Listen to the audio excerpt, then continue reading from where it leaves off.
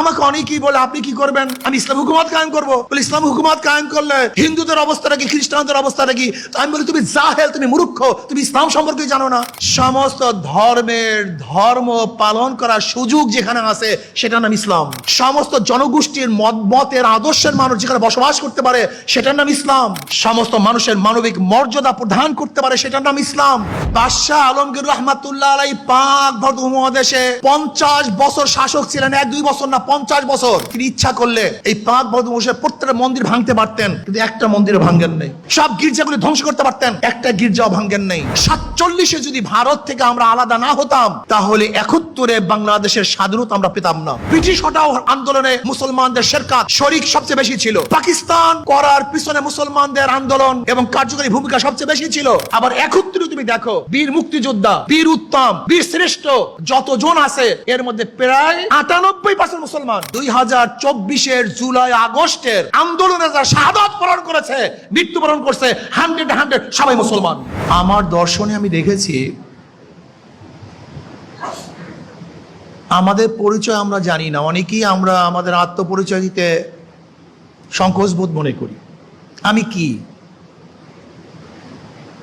কেউ মনে করি আমি বাঙালি, কেউ মনে করি বাংলাদেশি, কেউ মনে করি আমি সেকুলার, কেউ মনে আমি ডেমোক্রেসি, কেউ মনে করি আমি মানুষ, আমি কোনো ধার্মিক না, আমি নন সাম্প্রদায়িক।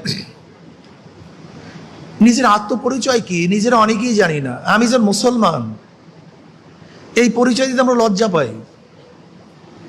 আমি একজন মুসলমান, বুক ফুলিয়ে কথা বলতে আমি পারি না। এর কারণটা কি?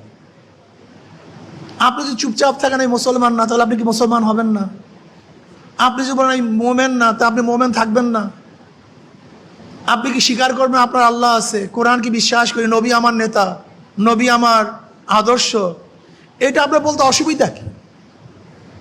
একজন কার্ল মার্কসবাদী তার নেতার পরিচয় দিতে তার কোনো লজ্জা লাগে না।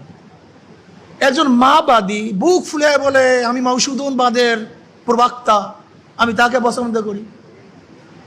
একজন ডেমোক্রেসিবাদী সে বলছে আমি গণতন্ত্রকে পছন্দ করি। একজন সেকুলার বলতেছে আমি সেকুলারিজমকে বিশ্বাস করি। তা আপনি একজন মুসলমান কেন বলতে পারেন আমি একজন মুসলমান, আমি ইসলামকে পছন্দ করি? আপনার সমস্যা কোথায়? আল্লাহ পাক নিজেই তো বলেন আমান আহসানু কাওলাম মিম্মান দাআ ইলাল্লাহি ওয়া আমিলা সালিহাও ওয়া ক্বালা ইন্নানি মিনাল মুসলিমিন। আমি একজন মুসলমান। আপনার পরিচয় আগে ঠিক করেন, আপনি কে? আগে আপনার পরিচয় ঠিক করেন। যত ভেজালের জায়গা এখানে, আপনার পরিচয় আপনারা জানেন না। আমি কয়েকদিন আগে বিদেশে ছিলাম, সিঙ্গাপুর।